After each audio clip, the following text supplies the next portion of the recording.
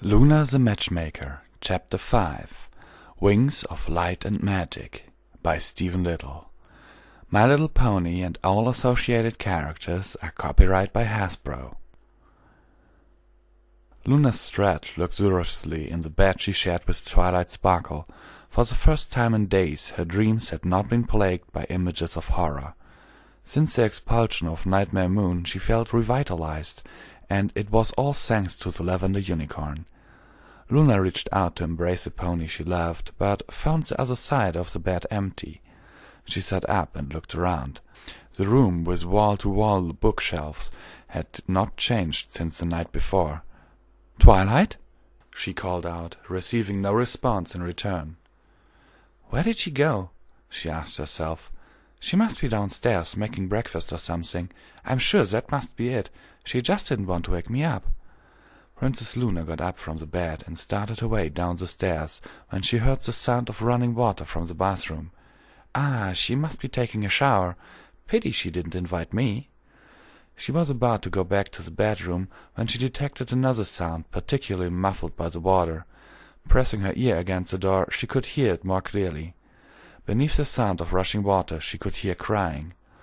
Luna quietly opened the door and let herself in, rationalizing that helping the pony she loved was much more important than worrying about her privacy.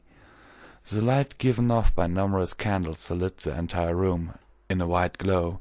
As she walked through the billowing steam in the bathroom, she gradually made out the shape of Twilight lying against the back of the tub, allowing the warm water to spray against her back. She was faced away from her, but Luna could hear her sobbing uncontrollably. Luna placed a hoof on her shoulder. "Twilight, are you crying? Did you slip and hurt yourself?" "Luna!" Twilight gasped in shock. "What are you doing here? I thought you were still sleeping." "I was, but then I awoke and found you missing. Are you hurt?" she asked. No, I didn't slip or anything." "Then why are you crying? If it was something I did, I'm sorry." Luna apologized. Twilight sat up in the tub, wiping the tears from her eyes. "No, please, don't be sorry. It wasn't anything you did. It is... I'm sorry you weren't supposed to hear me." Luna crawled into the back of the tub and sat next to her, under the cascading water, hugging her tightly. "Please, talk to me, Twilight. What's bothering you?" "When I was fighting Nightmare Moon, I lost control. I was so enraged by her that I let my anger take over." "It's all right, dear. Celestia told me everything that happened while you were saying good night to the others," Luna explained. Twilight pushed herself away and looked into her eyes. "You don't understand, Luna. I let it take over. I didn't even try to fight it.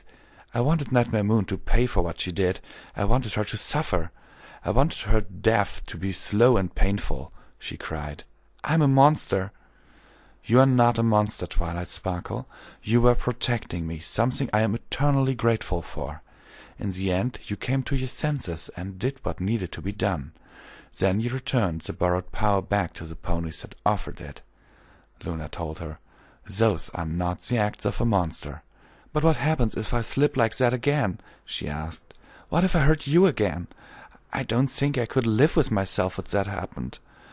"Twilight, look at me." The lavender unicorn turned her face towards her. Luna placed a hoof under her chin and lifted her face so she could look into the violet eyes of the pony she loved. "I was injured by Nightmare Moon, not you. And you weren't yourself at the time either. You had more magical energy running through you than your body was ever meant to handle, and it was affecting your judgment. You weren't really in control at all. Not until just before the end. Celestia still doesn't know what finally snapped you out of it, but if you hadn't given up some of that power, it would have killed you." Luna hugged her tightly. "Please do not fret over this any longer. The nightmare is finally over. I am finally free of that nightmare, and it's you I have to thank for that." "Are you sure? I mean, if there was even a chance of regaining your immortality—" Luna cut her off before she could finish her question. "Twilight, please close your eyes. I want you to try to visualize my night sky. Can you see it?" she asked. "Yes," she said with a slight smile on her face. Twilight always loved the night sky. She marveled at the beautiful moon and the mosaic of stars that stretched across the vastness of the sky. "I can see it as clearly as if it were real." "Good," Luna whispered in her ear. "I want you to look up at the stars and count them." "But there are so many. It would take a lifetime to count them all," she said. "I know, and when you finally have counted them all, then you will know exactly how much I love you, whether I am immortal or not." Small tears started to escape from beneath Twilight's eyelids, each cursing a path down her water-soaked face. Luna shifted her position so that her back was lying against the back of the tub. She leaned up and kissed Twilight's water-drenched cheek. Her eyes shut open as the princess's lips touched her cheek. The sight before her was enough to take her breath away. Luna lay there, lunging against the back of the tub, looking up at her through half-closed eyes, a smile on her face. Her mane was drenched and plastered against the porcelain tub. The fur of her coat, as well, was thick and glistening in the candlelight of the bathroom. Twilight leaned down and softly kissed her lips. Luna wrapped her forelegs around her and pulled her close. The lavender unicorn kissed her nose, then her face, between the eyes. She kissed and nuzzled her way to the base of Luna's horn. Her now unicorn lover gasped at the intimate contact. Twilight kissed the horn's seat, then around her tongue, up the pointed tip, dragging her teeth along its spiral groove. Luna hugged her unicorn lover tightly, nuzzling and biting at the fur on her chest. The vibration of Twilight's teeth being dragged along her horn sent a soft but exhilarating shudder down her spine that happily settled between her haunches. The passionate unicorn slid her water-slicked body down and kissed her lover passionately. The movement of the two ponies knocked over a container of body wash from one of the shelves above them. The bottle's cap popped off and poured down its content all over Twilight's right shoulder and back. The soap oozed its way down her back and between the ponies, indulging in the tub, causing a cloud of bubbles to form. The kiss ended briefly. "Oh, Twilight, you have no idea how many times I've dreamt about this." "I know. I don't know how I know, but I do," she said lightly, biting her cheek. "I've wanted to be with you for so long." Luna pulled her back into the kiss again, letting her tongue slip into Twilight's mouth. Their hoofs were everywhere, rubbing, caressing, touching, and exploring every inch of each other's body. Twilight had finished drying off from her shower, and wandered downstairs. The main area of the library was just that, a library.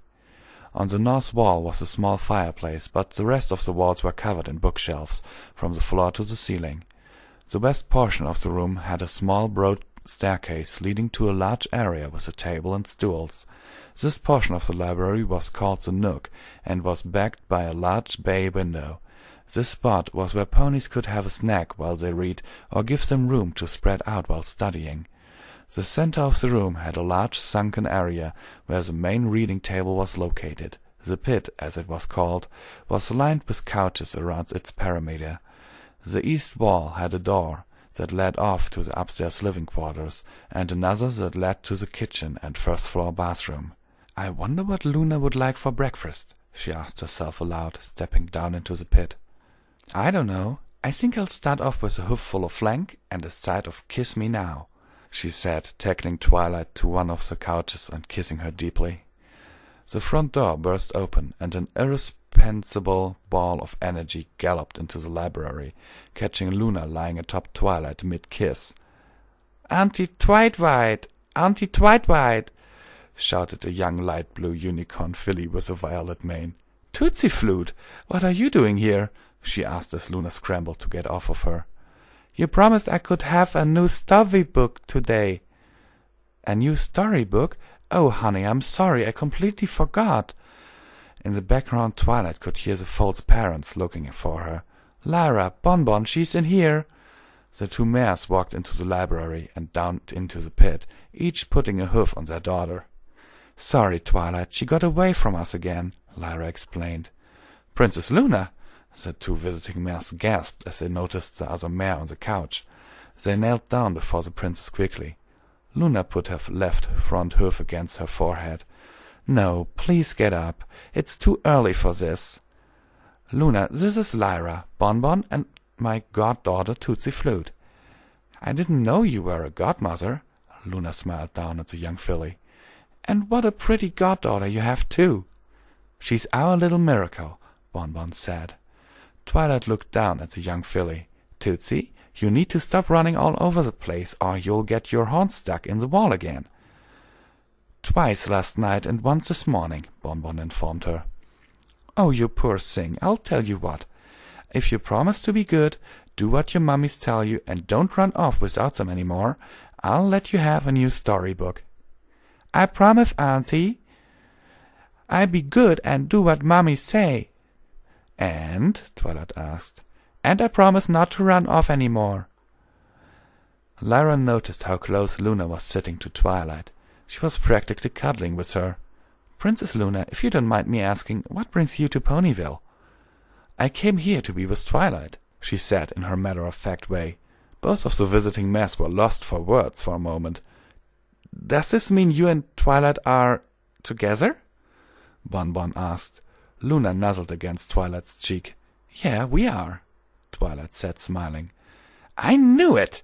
Lyra declared triumphantly. "This is so exciting," Bon said. Luna realized now that Lyra and Bon were a couple. "If you don't mind me asking, how long ago did you adopt Tootsie Flute?" "We didn't adopt her, she's ours. I carried her, and Lyra was her sire," Bon explained. "But you're both mares. I know I've been gone for 1,000 years, but the facts of our life don't change." "Twilight helped us, using a spell of hers," Lyra told her. Twilight blushed. "I'll tell you about it later," she said sheepishly. Lyra had a mischievous look in her eyes. Prancing around the center table, she started whispering in Luna's left ear. Luna listened intently until Lyra had finished. "Twilight, you and I have a lot to discuss." "Okay, out, both of you, let's go," Twilight said as she grabbed a storybook from the shelf and ushered the 3 visitors from the library. Looking back over her shoulder, she called to Luna. "Don't go anywhere, I'll be right back." After a short while, Twilight came back inside and flopped back down on the couch. "I love that little filly, but it's way too early to deal with that much energy." "Speaking of energy," Luna said, lightly kissing Twilight's lips, "you were amazing." Twilight kissed her back. "You weren't half bad yourself." The 2 ponies lingered in each other's embrace until Twilight slowly disentangled herself and rolled off the couch. "I can't tell you how much I'd love to stay here like this all day, but there's some things I need to do. But first, I think both of us could use some breakfast." The meal was nice, and before long they were lounging in the main room of the library. Twilight was reading over a small stack of books, while Luna sprawled on the floor next to her, reading a particular large black book. She flipped through the pages, her face growing redder and redder after reading each spell. "Oh, I didn't know you could do that with a horn. I'll have to come back to this later," she said. She continued to flip through the pages until she found the one she was looking for. "Is this a spell you used?" Twilight jotted down some notes, then looked over to Luna's book. "Yes, that's the one. But this doesn't say anything about changing a mare's gender." "No, it wouldn't. I changed the spell to do what I needed. Turn to the next page." Flipping the page, Luna read a spell that looked very much like the previous spell, but keys changed were made in several places. "Most unicorns can't do that. How are you able to accomplish that?" "Well, after studying the spell for a while, I realized how it utilized the magic to bring about the desired effect. Once I understood that I used the original spell as a template for the one I cast on Lyra and Bon," she informed her. "There were a few complications, though." "What sort of complications?" "Well, shortly after her birth, Tootsie Flute began to age rapidly. I still don't know what the exact cause was, but after a week I was able to stop it before it went any further," Twilight explained. "How old is the little dear?" Luna asked. "She's only about 1.5 years old." "That can't be true," Luna said, shocked. "She had to be at least 7 or 8 years old." "I promise you, she's only 1.5. The way she talks isn't a coincidence. She hasn't learned to pronounce some sounds correctly yet. In a few years, when her mind catches up with her body, she should be fine. Until then, she's made good friends with Sweetie Belle, Scootaloo, and Applebloom. They know about her condition, and I'm sure they wouldn't allow her to come any trouble." There was a rather hard knock at the door. "Come in," Twilight called out. A fairly grumpy-looking Scootaloo walked into the library, with her pack practically dragging on the ground behind her. Luna hastily hid the book under Twilight's sofa. "Good morning, dear. How are you?" Luna asked her. "Fine," she huffed. "What's the matter, Scootaloo?" the princess pried. "You sent Applebloom and Sweetie Belle on a super-secret Cutie Mark Crusader princess mission, and not me!" she cried. Luna wrapped her right foreleg around the sad filly. "Scootaloo, I sent them because their missions called for stealth and silence. That's not you. You're different. You're more like Rainbow Dash. You're a mare of action." "Yeah," she said, drying her tears. "That's why I saved a super-secret mission just for you." "You did?" she asked, excited. "Yes, now listen closely. At exactly 6 tonight, the train from Appaloosa will arrive. On this train is a very special pony by the name of Brayburn. You remember him, don't you?" "Yeah, that's the guy Pinky likes, isn't it?" "Correct. I'm not sure if you've ever seen him, but you'll know him by his yellow coat and amber mane. He wears a brown vest and a brown hat. His cutie mark is a single red apple. Now I need Pinkie Pie there when he gets off the train. Tell her that it's really important and that I need her to be there. Don't tell her who it is, though. We don't want to ruin the surprise, now do we? Stay there, watch what happens, and then report back to me." "Yes, ma'am." "Scootaloo, where are Applebloom and Sweetie Belle? You three normally go everywhere together," Twilight asked her. "Oh, they got grounded for spying on Applejack and Fluttershy. They gave me their reports to give to Princess Luna." Scootaloo pulled 2 scrolls out of her pack and gave them to Luna. "Thank you, dear. Now run along, and remember, have Pinkie on the platform at 6 sharp." "Yes, Princess, and thank you. You can count on me." Scootaloo ran out of the library to prepare for her mission. Luna grabbed the first scroll with her magic. "Did you want to hear this, or did you want to get back to studying whatever it is you're studying and won't tell me about?" Twilight closed her book and lay next to Luna. "I can take a break. Go ahead and read them out loud." Luna unbound the scroll and began to read aloud. "First report of Cutie Mark Crusader Applebloom. Princess Luna, after I left your room, I found Fluttershy talking to Twilight Sparkle. I told Fluttershy exactly what you said. Big Macintosh was sick and needs Fluttershy's help. Fluttershy asked, 'If he's so sick, why doesn't he go see a doctor?' I told her that he hates doctors and is really stubborn. Then she said, 'Oh dear, you'd better take me to him right away.' When we got out of the library, she told me to get on her back, and we flew all the way back to the farm. It was so much fun. When we got to the house, I took her straight to my brother's room. While she went in, I ran into the closet down the hall. There was a board in the closet that had a gap in it that let me look into Big Macintosh's room. I found it once when I was playing hide-and-seek. I used it to watch for the pony that was seeking. That way I could move before they found me.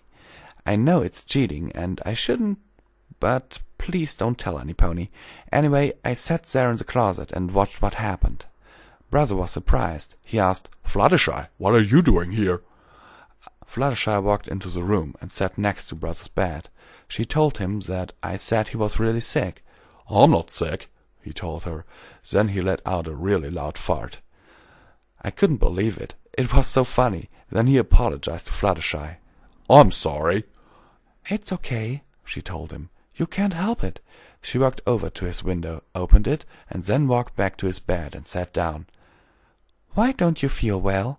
she asked him. "I just got into some bad apples, that's all," he told her. "Oh dear, you should really stay in bed then and get plenty of rest. Would you like me to make you some soup?" Fluttershy asked him. My brother tried to sit up in bed. "I don't need some nursemaiding looking after me." It looked like he was getting mad at her. Fluttershy pushed him back down on the bed. It was kind of scary when she talked to him. She said, "Now you look there, mister. You're acting like a stubborn little colt. You're sick, and whether you like it or not, you need rest and good wholesome food. You got that?" I never saw Fluttershy use the stare on another pony before.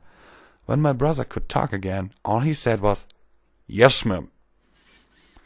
"Good. Now how about that soup?" "Yes, please." Fluttershy went down to the kitchen to make food. I watched my brother after she left. He had a really silly grin on his face. When Fluttershy came back, Big Macintosh made sure he wasn't grinning anymore. What a silly pony. Fluttershy made sure he ate all his soup, then took the bowl back to the kitchen. When she got back, she sat by his bed again and asked, "Do you feel better now?" "Yes, a little," he told her. Fluttershy smiled. "That's good. I'm going to go and let you get some sleep then." Before she could make it to the door, my brother called out to her.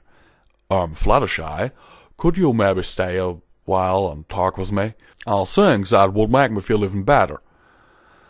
She said that she would be happy to, and walked back over to the bed. They talked about the pretty normal stuff.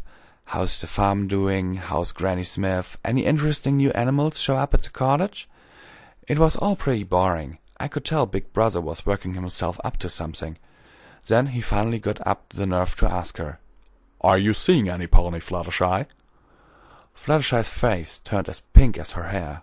"No, I'm not. I mean, I see ponies all the time, but not what you mean." Macintosh put his left front hoof on her right. "That's okay. You don't have to answer if you don't want." "No, I'm not dating anyone, if that's what you mean. I'm not really into going out to places. I much prefer to stay at home with my animals or go do something with the girls. I'm not too good in intimate settings." "I think a night at home sounds perfect. You're more lovely than you give yourself credit." He lifted her right front hoof with his left and kissed it gently. Fluttershy blushed a lot. Who knew Big Brother could be so romantic? That's when they finally started talking about their like and dislike, favorites of this and that. They were laughing a lot. "The report seems to trail off after that," Luna said. "At the bottom of the page there's a written message with a flowery script. Thank you. Always yours, Fluttershy." "Oh, that was so darling," Twilight remarked. "I guess they found Applebloom sleeping in the closet. Well, this explains why Fluttershy was so fierce during the battle with Nightmare Moon." "I don't follow. What does that have to do with it?" "When you make friends with Fluttershy, it's for keeps. She's normally very shy and withdrawn, but when her friends are threatened, she can become a force of nature unto herself. You should have seen her stare down a full-grown dragon." "Wow, I'm glad she's on my side," Luna reflected. "Well, there's one more scroll. Do you have time?" "Sure. I'd like to know how Applejack's date with Caramel went." Luna opened the other scroll and began to read. "First report of Cutie Mark Crusader's Sweetie Belle. I followed Applejack to the Sunflower Cafe and waited in some bushes." She seemed a little bored until Caramel showed up, wearing a black Stetson hat with a red band. In his mouth was a beautiful bouquet of red tulips. He carefully put them down in front of Applejack. "Howdy, Caramel. Are these for me?" she asked. "Yeah, Rose over at the flower shop said you really like tulips." "Yes, right, I do like tulips. Thank you kindly.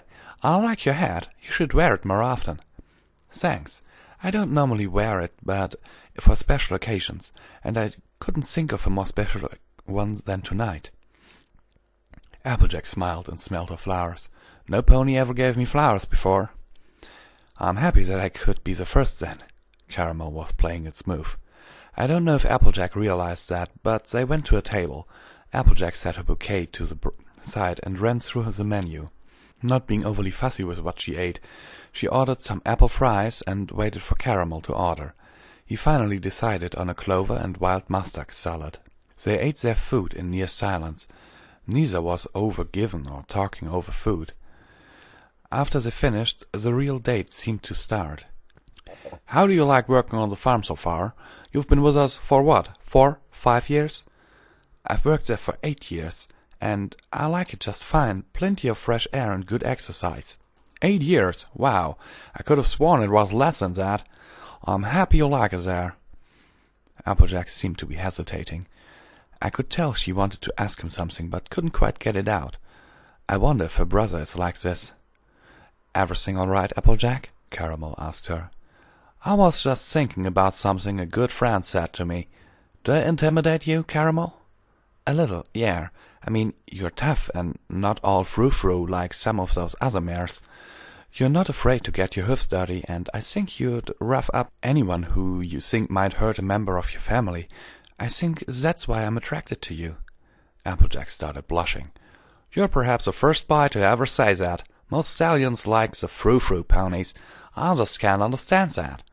The conversation went on like this for a while. The night was dragging on. When the cafe closed, I followed them for a while back towards the farm. I overheard Applejack offer to walk Caramel back over to the bunkhouse where he was staying. "Well, what happened next?" Twilight asked her.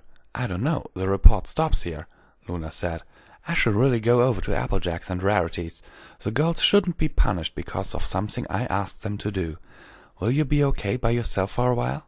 Twilight looked at her from behind her pile of books. "I think I'll be fine." "Twilight, just please don't study too much and make yourself tired, okay?" she asked as she walked out the door. Luna took her time walking to Rarity's dress shop. She had always flown everywhere she needed to go. It was nice to slow down and appreciate the day. Walking through the town square, ponies would nod respectfully as she passed by. In the distance, she saw Lyra and Bonbon talking to a grey mare with a yellow mane. She waved to them and smiled as they cheerfully waved back. "So, this is what it's like to be like every pony else. No pressure of court, no one bowing or scraping in front of you. It's nice," she told herself. Turning her head, she looked along her back, where her wings once were. Even though she had told Twilight not to worry, she still missed her wings. Finally reaching the boutique, she walked inside and bumped into Spike. "Oh, Spike, I'm sorry. I didn't mean to bump into you. How are you this afternoon?" "I'm doing fine, Luna. Thanks for asking. What brings you over this way?" "I came to talk to you about Sweetie Belle. It's my understanding that she's been grounded for spying on Applejack's date last night." "Yeah, Rarity wasn't happy when she heard about it and sent her to her room." "I see. Well, I feel it's not right that she be punished for something I asked her to do." "Something you asked her to do? I don't understand," Spike said. "I was the one who asked her to spy on Applejack. I was hurt, and I wanted to make sure her date went all right," Luna informed him. "Really?" he asked. "She told us something like that, but we thought she was playing another one of her Cutie Mark Crusader games. I'll go tell her she can go out and play. Thanks for coming over and letting me know. I'll talk to Rarity when she gets up from her nap with Garnet." "Thanks, Spike, for understanding." Luna left the boutique and headed down the road and out of town towards Sweet Apple Acres farm. The princess took her time walking to the apple farm. She loved the feeling of her sister's sun as its warmth soaked into her dark purple fur. A leisurely stroll down the road by herself was something she was unaccustomed to. The apple farm in question was less than a mile outside of town, so it didn't take long at all for her to walk the distance. Luna approached the house and gently knocked. A crestfallen young filly with a red bow answered the door. "Apple Bloom, just the filly I wanted to see." "Princess Luna, why are you here?" she asked, a little confused. The princess smiled at her. "Your Cutie Mark Crusaders are my own little personal guards. You remember when I first came here what I said to you three? I meant it. With that in mind, I can't very well let my captain get punished for following orders, now can I?" Luna walked into the Apple family home, finding Applejack in the living room reading a book before dinner. "Luna, what brings you around these parts?" Applejack asked. "I've come to talk to you on a topic of some importance. It seems the captain of my junior personal guard has been wrongfully imprisoned. Can you please assist me in this matter?" "Beg pardon?" Apple Bloom came marching up next to the princess and stood at attention. "I get your meaning." "What does my captain stand accused for?" "Captain Applebloom stands accused for spying, and has been incarcerated in her room for the next 2 days." "I must insist that you release her at once. I pledge to you that she was only following the orders of her princess." "When you put it like that," Applejack said, looking down to her sister, "I will carry out your request immediately. Captain Applebloom, you are released from your confinement. Now go outside and play." "Yay! Thank you, Princess Luna." Luna and Applejack fell into a fit of laughter. "She really does look up to you, Princess." "Yes, but look in her eyes. She may look up to me, but only because I'm most likely the only pony outside her family that treats her and her two friends like they are vitally important. Yes, she may look up to me, but you're her sister. She idolizes you." The clock on the wall had just finished striking 6 in the evening. "You might want to step back, Applejack." "Why would I want to do that?" Luna smiled. 5, 4, 3, 2, 1. Pinkie Pie came screaming into the farmhouse. She ran right for the princess and gave her hugs that could easily have broken a rib. "Thank you, thank you, thank you, thank you, thank you. Party, my place, 2 hours, don't be late. All our friends are invited." As fast as she appeared, she was gone. "Looks like Brayburn showed up finally. I suppose I should tell Caramel to make room in his bunkhouse. It's good for him to have some pony company out there instead of being by himself all the time." "I heard he wasn't alone the other night," Luna said, smiling. Applejack blushed with embarrassment. "About that?" "So I'm sorry, Applejack. I just wanted to make sure everything went okay for you. I was too injured to check on you myself, so I deployed my little crusaders. I should be getting back to Twilight at the library. I don't like the thought of her being alone after what happened yesterday. I'm sure it was more draining on her than she lets on." "You really do love her, don't you?" Applejack asked. "More than anything you can imagine, but I'm worried about her." "Nothing serious, I hope?" Applejack asked. "She has some guilt issues we need to work through." "Has she been like this before?" Luna asked. "A few times. She's obsessed over things from time to time. One time she thought she was late writing a friendship report to your sister, and in the end she used I think it's called a want and need spell. Not sure, but I think that's what it was." "She really did that? I thought Tia was exaggerating. That's a forbidden spell because it negates free will. She's not even supposed to know it." "I don't know how she knew it, but she used it. Got the whole town roughing each other up pretty good, too. Princess Celestia had to step in fixing things." Applejack said, "I remember my sister was not happy that evening. Oh my, I really should get back to Twilight. Thanks for understanding about Applebloom. I'll see you at the party." Back at the library, Twilight was putting the finishing touches on her studies when Luna came into the door. "Ah, there you are. Did Pinkie find you?" "Yes, and I have the bruised ribs to prove it." "Sorry, I wasn't back earlier. I stopped to talk to Lyra and Bonbon," Luna apologized. "It's all right, Luna, if you don't mind. There's something upstairs I wanted to show you." "Sure, Twilight. What did you want to show me?" "It's a surprise. Go ahead and wait in the bedroom. I'll be right there," the Lavender Unicorn told her. Luna sat patiently on the bed, waiting for Twilight, when she poked her head around the corner of the staircase. "Oh, hey, there you are. What did you want to show me?" Twilight slowly walked into the room, her legs graced by a set of light purple silk socks. Luna was speechless. "Do you like them, Princess?" she asked. The former alicorn stared at the unicorn, her mouth hanging open slightly. "I know I'm not as pretty as other ponies, but I hope these make up for it." Luna shook her head to clear a naughty image from her mind. "What are you talking about?" Twilight fidgeted next to Luna. "It's just you're so beautiful, and I'm so plain. I just want to be pretty for you," she said, her socks starting to sag down around her legs. Luna walked up and kissed her little lavender unicorn. "Twilight, you are the most beautiful unicorn I've ever met. You don't need socks or makeup or fancy shampoos and perfumes to make yourself attractive to me. I love you just the way you are," Luna said, giving her a light kiss on the nose. "Come on, the party starts in half an hour, and you don't want to be late, do you? I don't think Pinkie would understand." "Sure thing. Let me get rid of these, then, before we go," Twilight said. "Oh, no. Don't do that, Twilight.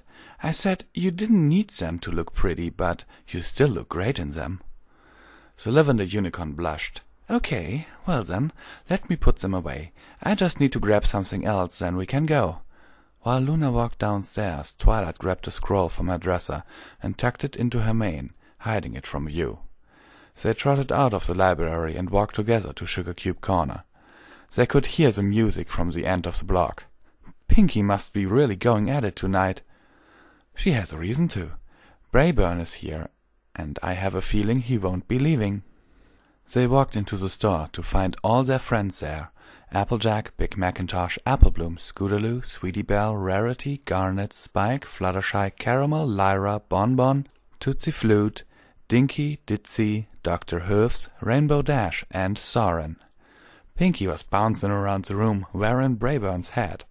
Brayburn was talking with his cousin Applejack and Macintosh. "We sure are glad that you're here, Brayburn.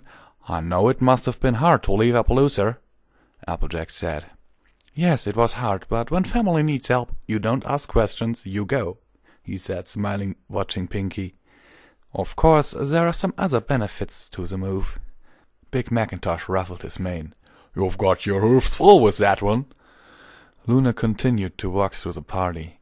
So many happy ponies, she couldn't help but have her spirits lifted as well.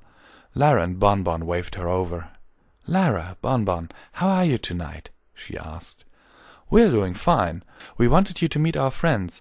This is Ditzy and her daughter Dinky, and this is Ditzy's friend, Dr. Hoofs. The doctor actually delivered Tootsie Flute." "Well, I wasn't given much of a choice about it, now was I? I keep telling you ponies I'm not a medical doctor, but no one listens." "I'm pleased to meet you all," Luna said, smiling. Scootaloo came rushing up to Luna. "Princess, I got that report for you." Luna took the scroll and read through it quickly. "Well done, Crusader." Scootaloo smiled and ran back to be with her friends. "What did it say?" Twilight asked. "Let's just say Scootaloo needs to work on her writing, because saying Pinky was being mushy doesn't quite cover the information I would have liked to get." "She looks happy enough," Twilight said, pointing to where Pinky was standing next to Brayburn. Luna used her magic to lightly tap a glass of punch to get everyone's attention. "I just wanted to say thank you to Pinky for throwing such a wonderful party, and I wanted to raise a toast to the bearers of the elements of harmony, for without them I would not be here today." There was a resounding cheer. "'Twere nothing, Princess," Applejack could be heard as saying.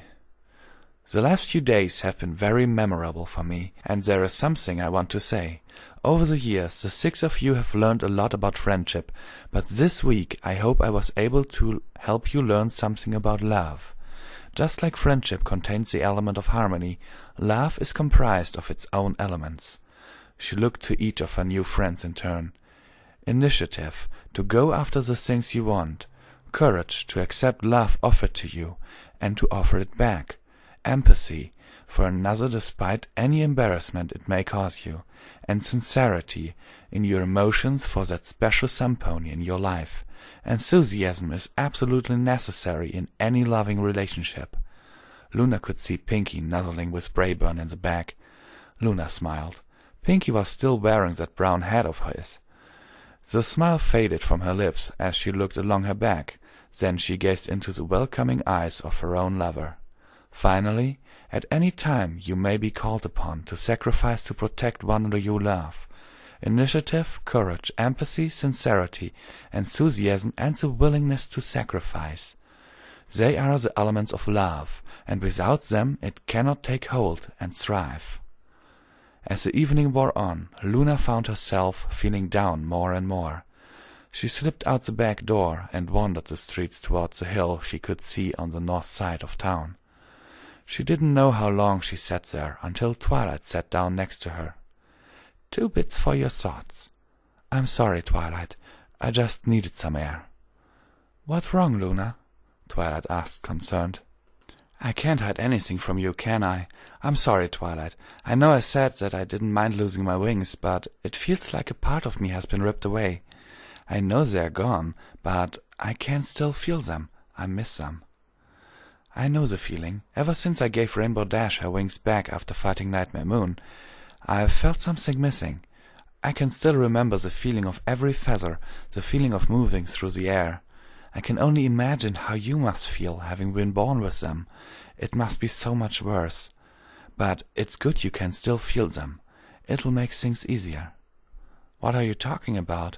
How can that be good?" Twilight reached into her mane and pulled out the scroll she stashed there earlier. Unraveling it, she held it up for Luna to read. "How to give Luna her wings back. Is this what I think it is? Yes. I felt absolutely horrible about what happened. I wanted to help so bad. I used an existing spell and altered it to give you wings, close to what you used to have. They won't be exact, but it'll be close. Even better, the spell lasts for 6 months instead of 3 days, and you'll be able to do whatever other Pegasus pony can do. But I'll need your help to cast it. It requires a lot of energy. I'll do what I can. Luna lowered her head and touched her horn to Twilight's. Linking their magics, Twilight began casting her spell. Luna watched in her mind as the magic took hold and did its work. It was an amazing gift her lover was giving her.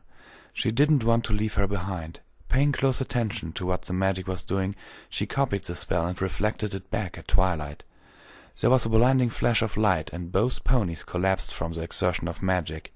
Slowly getting to their feet, they both heard a loud snap that seemed to echo around the hill. They shook off the sudden noise, but for some reason they both felt as if their own personal magic reserves had been dramatically increased. "Luna, it worked! Your wings are back!" Luna looked along her back, and it was like she never lost her wings in the first place. "Oh, thank you, Twilight. I actually changed them a little. Open your wings and let the night air blow over them." Twilight watched intensely as the wings slowly unfolded.